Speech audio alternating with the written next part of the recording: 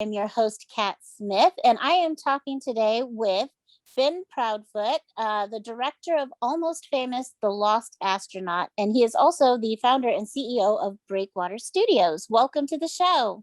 Thank you so much for having me, Kat. So, can we first start off with kind of your film tells us about Ed Dwight Jr., and I want people to watch the film to learn about him, but what can you tell us kind of in a nutshell so people get an idea of who they're going to meet? Yeah, so in a nutshell, Ed is an icon in two categories. One, as an artist, as a sculptor, whose work is all across the country in hundreds of different public parks and museums and institutions. And he also has the sort of ignominious title of being almost the first African-American astronaut. And he has this fascinating story of how the civil rights movement and the space race collided in him in the 1960s.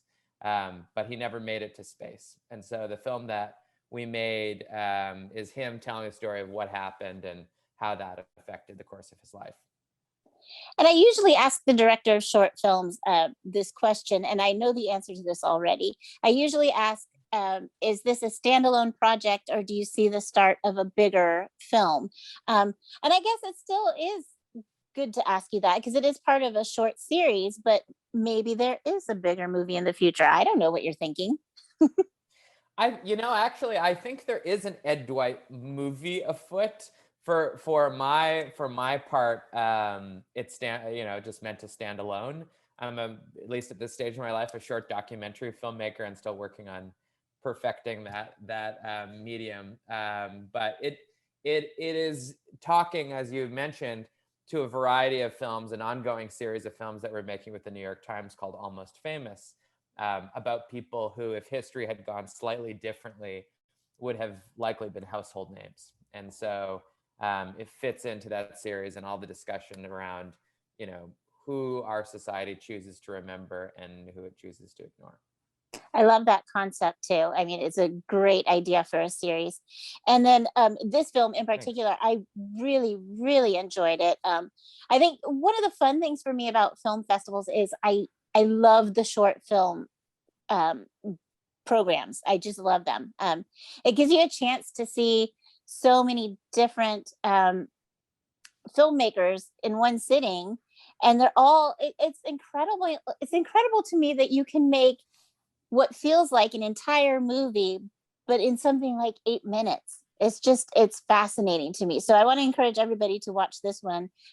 His personality really shows through in the film. What were your impressions of him?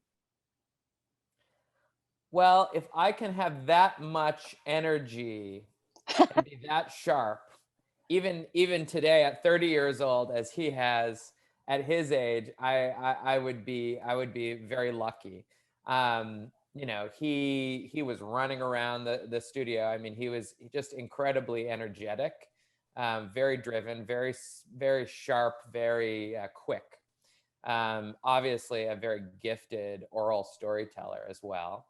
And just someone who's driven.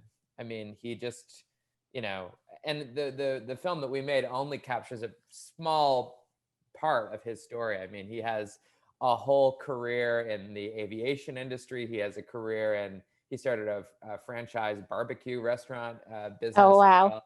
He has an amazing story that we just touched on, but you're in his presence. He has a big presence and is just sort of a magical person with so many talents. As an artist, as a scientist, as an astronaut, you have to be physically so fit, and he just has all those things packed into one person.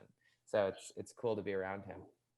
And it's pretty incredible, all of the video footage you have of him from back then. I mean, we're talking the Kennedy days. I think he did mention that he did have cameras just following him everywhere he went. So that must have made it a little simple. But how did you get all that footage?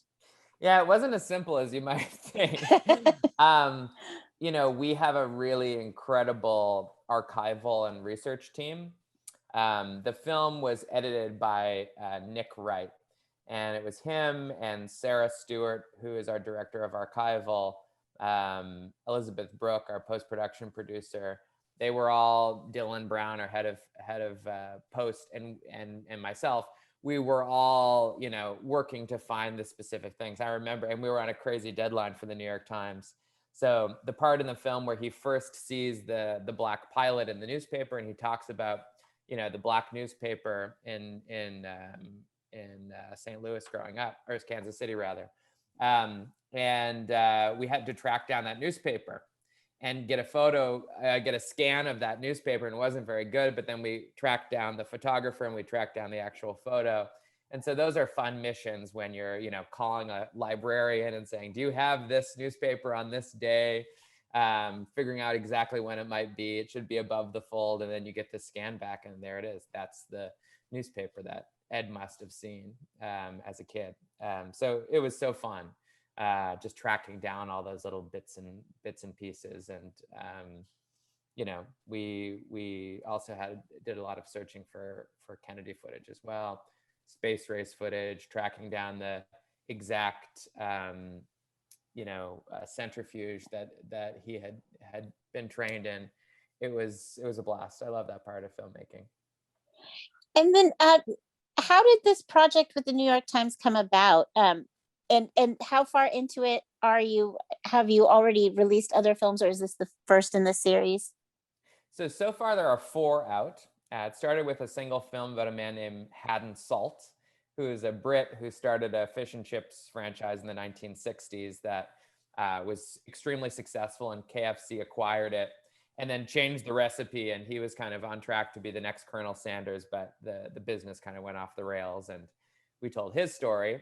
And then we told Ed's story of the Liverbirds, which is an all-female rock band that were contemporaries with the Beatles from Liverpool. And then the last of the 4 films follows Kim Hill, who is the first vocalist in the Black Eyed Peas, who left the band before Fergie joined and the band gained you know, popular notoriety. But those 4 are out, and that's been a great partnership with the Times. But we've been working hard, and you'll be hearing a lot more from the Almost Famous series very soon. I love it. And are those available to watch anywhere? Yep, they're all 4 of those that I've mentioned are available to watch on nytimes.com, and they're also on YouTube. Oh, cool. I'm totally going to follow your series now. I'm in Great. love with this film, so I want to go find the others. Well, thank you. This one in particular, though, I think is a very important film in the times that we're in now.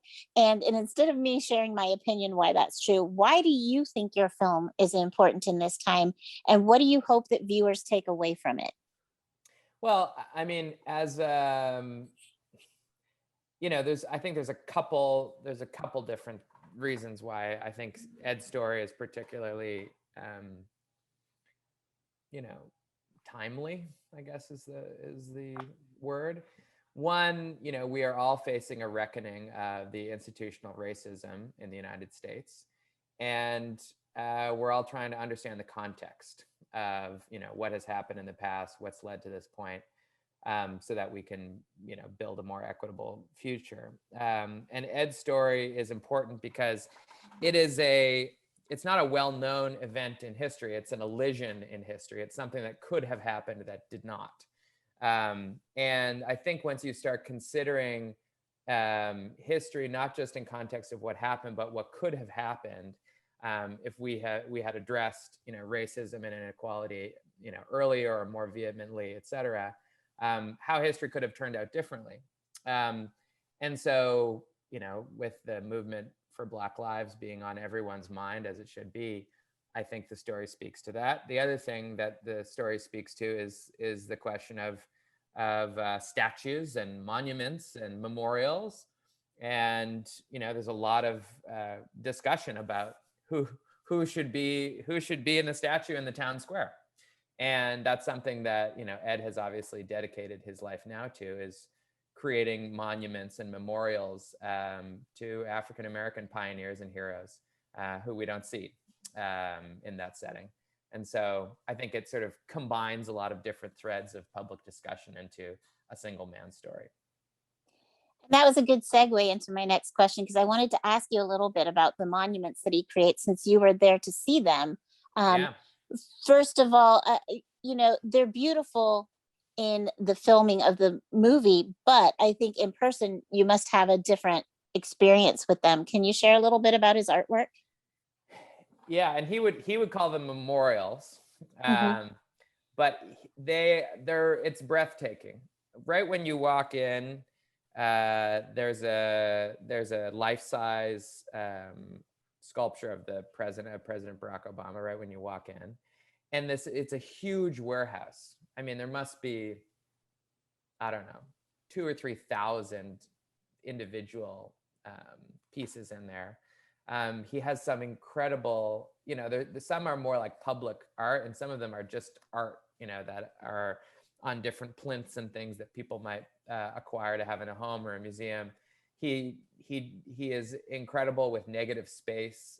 He has a whole series on jazz greats where, that some are featured in the film, where the instruments are, um, you know, basically the torso, the person's torso is negative space, and things are, it's almost like a magic trick how things are, the a violin, or how an instrument is attached, or how it's all being held up. He's extremely innovative in that way, and I think a lot of sculptors have sort of taken on his lead on that. He's unique in that not only is he an artist, but he's also has an engineering mind. So you can see that in the work, as he sort of solves interesting problems in these pieces. But it's an incredible place. The vibe in that warehouse is I'll never forget it. And you gave me another great segue, because you brought up magic tricks, and I wanted to ask you about. I read in your bio you were a world champion in sleight of hand magic. Can you tell us a Yes, little about that? yes, it's true. When I was a teenager, I was very into magic. I loved sleight of hand magic, and I still do. I don't perform it anymore, but I wanted to be a professional magician when I was 14, 15, 16, 17 years old. And that's what first brought me to Los Angeles, where I live now. And yeah, I love magic, and that sort of love transformed into a love of filmmaking, and pursued that from when I went to university at USC. So it was my first love, magic. Yeah. I love it. You're just making a different kind of magic now. And I read Yeah, that you I think produce that's more right. than you direct or produce more than 40 short films in a year. So you have to have some magic in you, because I can't even fathom being that busy. I think I have a lot of magical collaborators. You know, in Perfect. Yeah. in in documentary, so much has to do with the editor, right? So Hmm. when you watch a film like the one about Ed Dwight, so many of those creative decisions were made with Nick Wright, who edited the film with me. And that's the only way that I could ever make 30, 40, 50 films a year, is in collaboration with some of the best short documentary editors in the world at Breakwater Studios. A full team of magicians at your service. That's the idea. Yeah. So we have been talking to Ben Proudfoot, the director of Almost Famous, The Lost Astronaut, which is a tale of Ed Dwight Jr. It will be at the Sonoma International Film Festival as part of the documentary shorts program, and also even more shorts program. The festival is March 24th through 28th if you're listening to this live on the radio. If you're seeing a replay later, the film will be available nyt.com. Is that what you said? nytimes.com, but it's also available on YouTube for free. Perfect. And do you want to give out some other links? How can people find out more about you and your other films? Well, you can always follow me on Twitter at BG Proudfoot, or you can go to our website, breakwaterstudios.com, to watch this and many other short documentaries. Thank you so much for chatting with us today, and good luck with all of your films. Thank you so much. Thanks for the chat. All right. Bye.